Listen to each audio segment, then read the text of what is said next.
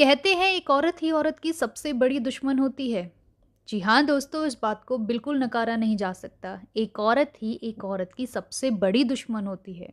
और वो रिश्ता चाहे कोई भी रिश्ता हो, चाहे सास बहू का रिश्ता हो, भाभी नंद का रिश्ता हो, देवरानी जेठानी का रिश्ता हो, दो सहेलियों का रिश्ता हो, दो बहनों का रिश्ता हो, दो पड़ोसियों का रिश्ता हो, चाहे कोई भी रिश्ता हो जिसमें दो औरतें जुड़ी हुई हों, वहाँ पर जलन ईर्ष्या भावना इतनी ज़्यादा होती है औरतों के बीच में कि वो कभी भी दूसरी औरत को ऊपर उठने नहीं दे सकती। इसी जलन, इसी भावना के ऊपर मैं आज आपको एक बहुत ही सच्ची कहानी सुनाने वाली हूँ, जो हमारे ही किसी जानने वाले के साथ घटित हुई कि कैसे 2 औरतों की जलन ने एक दूसरे के घर बर्बाद कर दिए। ध्यान से सुनिए, क्योंकि इसमें बहुत कुछ सीखने लायक है। बहुत कुछ इस कहानी से आपको पता चलेगा कि कैसे कैसे जलन और ईर्ष्या जो होती है, वो एक घर को बर्बाद कर सकती है। तो कहानी कुछ इस तरीके से थी। देवरानी जेठानी थी और अच्छा परिवार था, सब कुछ बढ़िया था, हस्बैंड वाइफ सब अच्छे से रहते थे, जॉइंट फैमिली थी, 2-2 बच्चे थे उनके और आराम से घर अच्छा चल रहा था। दोनों देवरानी जेठानी हाउसवाइफ थी, घर में काम करती थी और सास ने काम उनके बाँट रखे थे कि एक टाइम का काम तुम्हें करना है और एक टाइम का काम दूसरी को करना है। तो इस तरीके से सब कुछ बहुत बढ़िया चल रहा था उनका। एक बार क्या होता है, देवरानी जो होती है उसकी फ्रेंड का फ़ोन आता है कि उसकी जो फ्रेंड है वो स्कूल में पढ़ा रही होती है और उसको जाना होता है मैटरनिटी लीव पर। तो उसने उसको प्रपोज़ल दिया देवरानी को कि मैं छुट्टी पर जा रही हूँ, तो क्या आप मेरी जगह स्कूल में पढ़ाना चाहोगी? तो देवरानी ने ये बात अपनी सास से पूछी। अब क्योंकि स्कूल इवनिंग शिफ्ट का था, दोपहर के 1 बजे से लेकर शाम को 6 साढ़े 6 बजे तक का स्कूल था, तो सास ने हाँ कर दिया कि कोई बात नहीं, शाम का काम तुझे देखना है, तुझे स्कूल पढ़ाना है तो पढ़ा सकती है। तो इस तरीके से देवरानी ने अपनी फ्रेंड को हाँ बोल दिया कि मैं तुम्हारे स्कूल में पढ़ाने के लिए रेडी हूँ, तो मेरी एप्लीकेशन आगे फॉरवर्ड कर सकती है। तो इस तरीके से देवरानी को जो है वो स्कूल में नौकरी मिल जाती है। लेकिन जेठानी को कोई नौकरी नहीं मिलती, वो अभी भी हाउसवाइफ थी। तो देवरानी जो है वो अपना स्कूल जाना शुरू करती है, अच्छे से तैयार-वैयार होके, रेडी होके, लंच बॉक्स तैयार करके वो जाती है, फिर अपना शाम को आती है और फिर उसके बाद अपना काम-वाम, खाना-वाना बनाती है। कुछ दिन तक ये ठीक चलता रहा। पहले थोड़ा बहुत जेठानी को ये लगता था कि ये बाहर जाएगी, पर उसने कुछ ऐसा रिएक्शन नहीं दिया। तो स्मूथ चलता रहा, कोई दिक्कत नहीं थी। वो आकर अपना रात का काम करती थी, जो भी उसका हिस्से का काम था उसे भी सँभालती थी। लेकिन जब 1 महीना हुआ, 1 महीने में जब उसको सैलरी मिली, तो उसको मिले थे 12,000 रुपए। 1 महीने की सैलरी 12,000 रुपए। उसके बाद वो उस दिन जिस दिन उसको सैलरी मिली थी, वो घर में सबके लिए कुछ ना कुछ लेकर आई। अपने जेठानी के लिए, बच्चों के चारों बच्चों के लिए अपने फादर इन लॉ के लिए, मदर इन लॉ के लिए एक साड़ी लेकर आई। सबके लिए मतलब वो कुछ लेकर आई थी क्योंकि उस दिन उसे सैलरी मिली थी, फर्स्ट सैलरी थी उसकी लाइफ़ की। तो सभी लोग बड़े खुश हुए। और वो दिन, जिस दिन उसको सैलरी मिली और सब लोग खुश हुए, वहीं से जलन उत्पन्न होने लगी। वहीं से जलन होने लगी क्यों? क्योंकि जो उसकी सास थी, जो देवरानी की सास थी, वो 4 मोहल्लों में जाकर हर किसी को ये तारीफ़ करती थी कि मेरी बहू मेरे लिए साड़ी लेकर आई, मेरी बहू मेरे लिए गिफ्ट लेकर आई, घर में सबके लिए गिफ्ट लेकर आई। वो जो भी कोई आता, घर में भी आता या पड़ोस में जाते, वो सबको ये बात कहती थी कि मेरी बहू जो है वो हमारे लिए गिफ्ट लेकर आई, सबके लिए गिफ्ट लेकर आई, बड़ी बहू के लिए भी लेकर आई। अब बड़ी बहू को ये बात जो है वो बहुत ज़्यादा चुभने लगी कि कोई भी आता वो हमेशा उसकी तारीफ़ करती थी, हमेशा उसके बारे में बोलती थी, कोई भी आता था। ये बात जेठानी से सहन नहीं हुई। धीरे-धीरे करके उसकी जलन बढ़ती गई। जैसे-जैसे देवरानी जब अपने स्कूल के लिए तैयार होती थी, वो नए-नए कपड़े लाने लगी। जैसे-जैसे पैसा आने लगता है तो इंसान के शौक बढ़ने लगते हैं। वो अपने लिए कपड़े खरीदने लगी। देवरानी अच्छे से तैयार होके खूब अच्छा बन के जाती थी, तो सासू माँ भी बड़ी खुश होती थी, उसे बहुत ढेर सारा आशीर्वाद देती थी। जेठानी को कहीं न कहीं ये बातें बहुत ज़्यादा चुभने लगी थी। उसने डिसाइड कर लिया था कि मुझे भी नौकरी करनी है। उससे ने उसने डिसाइड कर लिया था कि मुझे भी हर हाल में नौकरी करनी है। तो उसने अपनी देवरानी से बोला कि मुझे भी अपने स्कूल में अगर कोई जॉब मिल सके तो बताना ज़रूर। तो देवरानी ने कहा ठीक ठीक है, मैं आपको बताऊँगी, अगर कोई जॉब निकलेगी तो मैं आपको ज़रूर बताऊँगी। लेकिन 1-2 महीने गुज़र गए, देवरानी ने नहीं बताया। हो सकता है जॉब निकली हो या ना निकली हो, इसके बारे में आइडिया नहीं है। लेकिन जेठानी ने किसी न किसी तरीके से वहाँ पर जाकर किसी से अप्रोच करके वहाँ पर जॉब ले ली। फिर उसके बाद वो भी जॉब करने लगी इवनिंग शिफ्ट में। तो दोनों बहुएँ जॉब पर जाने लगी तो सास भी बड़ी खुश रहने लगी कि चलो अब मेरी दोनों बहुएँ जॉब पर जा रही हैं। लेकिन जब उस जेठानी को सैलरी मिली, तो उसको मिले सिर्फ़ 5,000 रुपए, क्योंकि जेठानी जो है वो बहुत ज़्यादा पढ़ी लिखी नहीं थी और उसको छोटी क्लासेस मिली थी नर्सरी और केजी पढ़ाने के लिए, और देवरानी थोड़ी बड़ी क्लासों को पढ़ाती थी। लेकिन ये जो सैलरी वाला मैटर आया, इस सैलरी वाले मैटर के बाद घर में सब कुछ बदल गया। सब कुछ बदल गया क्यों? क्योंकि जब सैलरी मिली तो सास ने देखा छोटी बहू को तो मिलते हैं 12,000 और बड़ी बहू को मिलते हैं सिर्फ 5,000। तो सास की नज़रों में छोटी बहू की तरफ बहुत ज़्यादा एक कहते हैं ना रिस्पेक्ट होने लगी कि ये कमाती है। तो वो कोई भी काम होता था घर में तो उसको नहीं बोलती थी, वो बड़ी बहू को ही बोलती थी कि तुम ये काम करो, तुम वो काम करो। धीरे धीरे करके बड़ी बहू में इतनी ज़्यादा जलन, इतनी ज़्यादा ईर्ष्या होने लगी उसके खिलाफ कि उसने ठान लिया था कि मैं इसकी नौकरी छुड़वा के रहूँगी। और दोस्तों यही हुआ, ये जो जलन, जो ईर्ष्या, जो कंपटीशन अगर किसी औरत के अंदर बैठ जाता है ना, तो वो दूसरे को बर्बाद करके छोड़ती है। और यही हुआ इस कहानी में। आप सोच नहीं सकते हो कि उसकी जलन ने कैसे कैसे दूसरी औरत की ज़िंदगी बर्बाद कर दिया।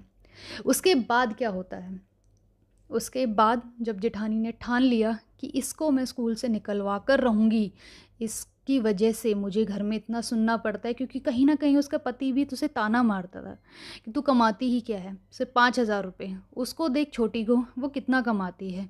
देवर भी उसको कभी-कभी ताना मार देता, सास-ससुर भी ताना मार देते थे, हर कोई ताना मारता था।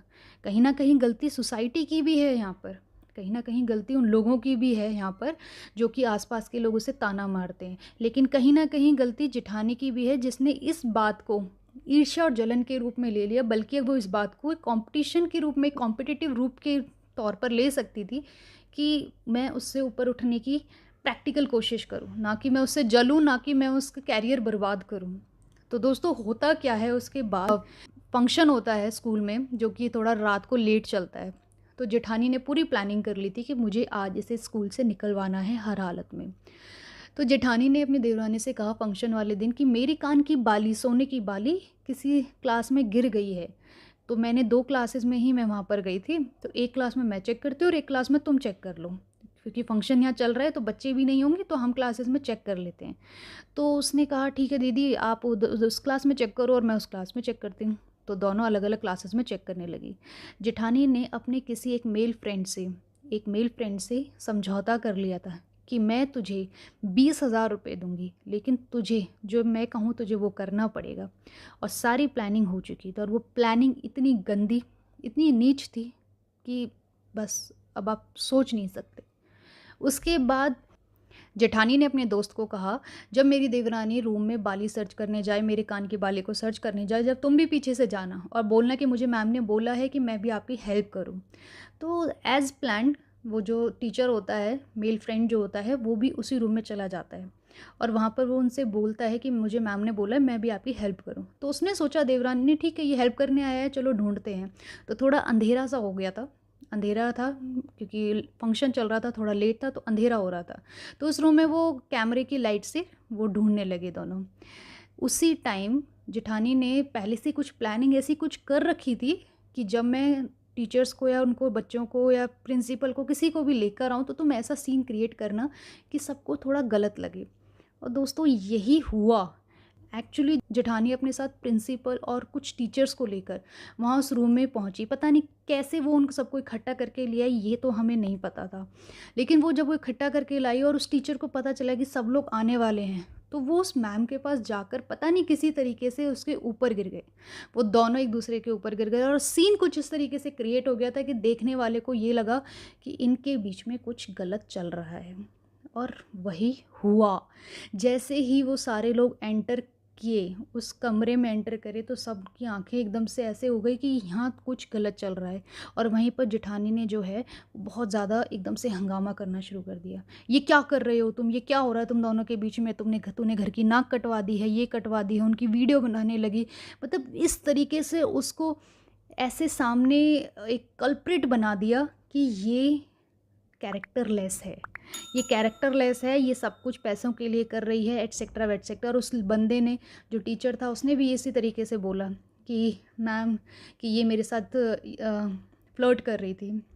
कि ये मेरे साथ फ्लर्ट कर रही थी, और जब मैंने मना किया तो मेरे साथ ज़बरदस्ती कर रही थी। इस तरीके का प्रोपेगेंडा वहाँ पर दोनों ने प्लान किया हुआ था। और दोस्तों इसके बाद जब ये बात वहाँ घर पहुँची, तो देवरानी के जो हस्बैंड थे उन्होंने उसको खूब मारा, खूब पिटाई लगाई। घर में सबको जेठानी ने चिल्ला चिल्ला कर बोला कि इस आपकी बहू कैरेक्टरलेस है, और आप बोलते हो ये पैसे कमाती है, ये नौकरी करती है, अब देख लो पीठ पीछे ये क्या करती है, क्या कैसे करती है, कब से ये चल रहा था, इसीलिए इसको नौकरी करनी थी। मतलब इस तरीके से उसके बारे में इतना झूठ फैलाया गया कि पूरे घर को विश्वास हो गया था कि हाँ ये कैरेक्टरलेस है, इसका अफेयर चल रहा है, इसका एक्स्ट्रा मैरिटल अफेयर है। एंड दोस्तों उसके बाद उसके हस्बैंड ने उसको डाइवोर्स दे दिया, उसका डाइवोर्स करवा दिया गया। जेठानी ने इतनी प्लानिंग करी, इतने अच्छे से सबके माइंड सेट कर दिए थे कि किसी ने भी उसका, देवरानी का पक्ष सुना ही नहीं, क्योंकि स्कूल के सारे टीचर्स उसके खिलाफ हो गए।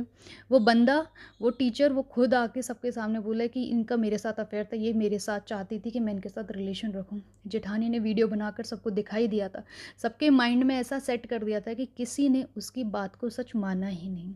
एंड फाइनली उनका डाइवोर्स हो गया। उसके बाद डाइवोर्स होने के बाद वो अलग होने लगी। लेकिन जब देवरानी को पता चला बाद में, जब वो कभी उस टीचर से मिली काफ़ी टाइम बाद, तो उसे पता चला कि ये सब मेरी जेठानी ने प्लान किया था, और उसे कहीं ना कहीं आइडिया पहले से ही था कि ये सब कुछ जेठानी का किया हुआ है। अब आई दूसरी भावना। एक एक की भावना ने, एक की ईर्ष्या ने तो एक का घर बर्बाद कर ही दिया था, लेकिन उसके बाद आती है देवरानी की भावना। अब उसने ठाना था कि इसने मेरा घर बर्बाद किया है तो मैं भी इसका घर अब बर्बाद करके रहूँगी। और दोस्तों यहीं देखिए, यहाँ जो जलन एक औरत की दूसरे औरत की तरफ जो थी, एक का घर बर्बाद हो चुका था, अब दूसरी ने ठान लिया था कि मैं भी इसका घर बर्बाद करके रहूँगी चाहे कुछ हो जाए। उसने सेम सेम कंडीशन जैसी उसके साथ हुई, वैसी ही कंडीशन उसने अपनी जेठानी के ऊपर अप्लाई किया। उसने भी अपने एक फ्रेंड को बोला कि मैं तुम्हें इतने पैसे दूंगी, तुम्हें इस तरीके से ये सब कुछ प्लान करना है। उसके फ्रेंड ने भी उसी तरीके से प्लान किया। कुछ बहुत ज़्यादा डिटेल में हमें इसके बारे में नॉलेज नहीं है कि एक्चुअली में क्या हुआ था, कैसे प्लानिंग हुई थी, लेकिन बाद में खबर ये आई थी कि जेठानी का भी जो है डाइवोर्स होने वाला था, क्योंकि उसका भी कुछ कुछ ऐसे ही प्लान हो गया था कि उसका भी कुछ एक्स्ट्रा मैरिटल अफेयर है किसी के साथ, और उसने भी मतलब कि सेम ऐसी प्लानिंग की थी जैसी कि देवरानी के साथ प्लानिंग थी। और हमें तो बस इतना सुनने में आया था कि उसका भी डाइवोर्स हो गया, जेठानी का भी डाइवोर्स हो गया था, और ये बात सबको पता थी कि ये डाइवोर्स करवाने के पीछे उसी का यही हाथ है।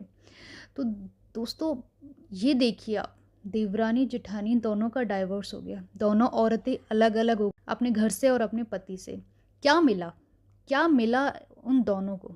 एक दूसरे का घर बर्बाद हो गया, दोनों आज अपने अपने घर बैठी हैं। लेकिन इस पूरे इंसिडेंट्स में अगर आप देखा जाए तो सिर्फ और सिर्फ गलती कहाँ पर हुई, कहाँ पर गलती हुई और किसकी गलती थी? उस जलन की गलती थी जो एक औरत को दूसरी औरत से हमेशा दूसरी औरत को नीचा दिखाने की कोशिश करती है। जब एक औरत चाहती है कि दूसरी औरत मुझसे ऊपर ना उठ जाए, और ये खासकर होता है रिश्ते में, जब आप रिश्ते में बंधे होते हो। आप देख लो, दो बहनें एक ही घर में जाती हैं, शादी से पहले वो बहुत खुश रहती हैं, बहुत अच्छे से रहती हैं, मिलकर रहती हैं। लेकिन जब दो बहनें एक ही घर में शादी करके जाती हैं, 99% केसेस में दोनों बहनें एक घर में कभी नहीं रह सकती, खुश रह ही नहीं सकती, क्योंकि फिर वो कंपटीशन आ जाता है, देवरानी जेठानी वाला रिलेशन हो जाता है। मैं बड़ी हूँ, बड़ी को हमेशा ये अहम रहता है मैं बड़ी हूँ तो मैं बड़ी रहूँगी, और छोटी को ये रहता है हमेशा कि ये बड़ी है तो मैं क्यों इसके सामने झुकूँ। मतलब इस तरीके का कंपटीशन होने लगता है, और वहीं से ही रिश्ते ख़राब होने शुरू हो जाते हैं। तो इस तरीके से दोस्तों दो घर बर्बाद हो गए, दो औरतों की ज़िंदगी बर्बाद हुई, और गलतियां सिर्फ़ और सिर्फ उन दोनों औरतों की थी, उनके जलन की कहानी थी, उनके जलन ने एक दूसरे का घर बर्बाद कर दिया। तो दोस्तों मैं आपसे निवेदन करती हूँ, अगर आपके साथ भी ऐसा कुछ हुआ है, प्लीज़ अपनी ज़िंदगी से इस जलन को मिटा दीजिए, अपनी ज़िंदगी से इस ईर्ष्या की भावना को मिटा दीजिए, क्योंकि इससे किसी को कुछ नहीं मिलेगा, सिवाय नुकसान के किसी को कुछ नहीं मिलेगा। आप किसी की ज़िंदगी बर्बाद कर देंगे, लेकिन ध्यान रखना, भगवान सब देखता है, वो सब देखता है ऊपर वाला, कहीं ना कहीं आपका भी नंबर आएगा। अगर आपने गड्ढा खोदा है तो आप भी उसमें गिरोगे, ज़रूर गिरोगे।